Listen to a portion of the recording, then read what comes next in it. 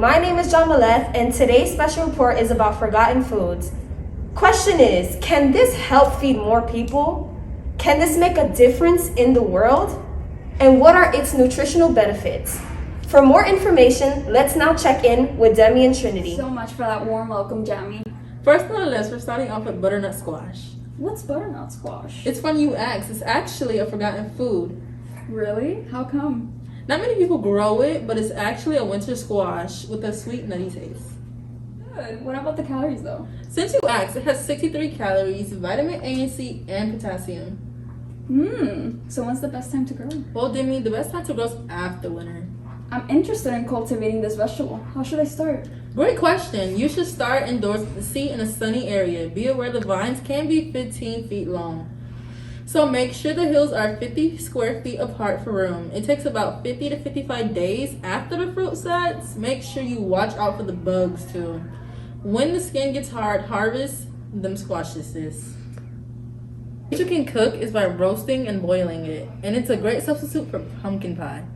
I have a garden of my own, and I have lettuce and peas. Actually, that's great. Lettuce, peas, corn, and radishes go great with this winter squash, but other things like beets and tomatoes will not do as well. Now that's enough about butternut squash. Now on to Yami and Anna with shallots. Your turn, and Demi. So, Anna, do you think that shallots are sustainable? Yes, I do believe shallots are sustainable because they're considered a specialty crop in the U.S. and around the world. Interesting.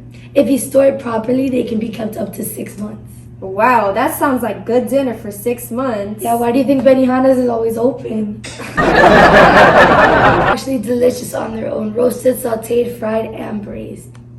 I've actually heard that you're not allowed to plant shallots with peas and beans. Yeah, that's right. You can actually plant it with beets, cabbage, carrots, chamomile, mint, sage, and thyme. So how can you grow it?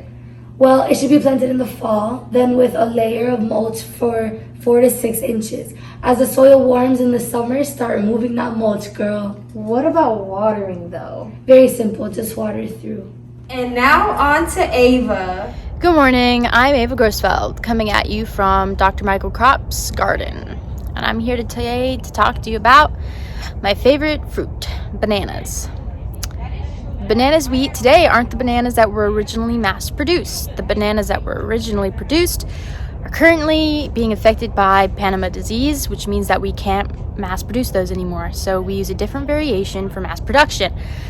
One of the ways that we could potentially solve this issue is using CRISPR.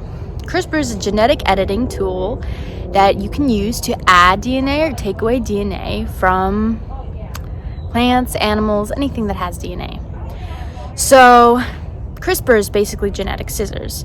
CRISPR has a wide application towards agriculture. It can increase cold and heat resistance, drought resistance. It can increase the resistance against bacterial and fungal diseases, and it can also increase the grain and the weight made by fruit. So basically it can increase the production and the fruit yielded by plants or the vegetable yielded by plants. CRISPR also has an application towards greenhouse gases. Rice fields are the largest anthropological creation of methane gases.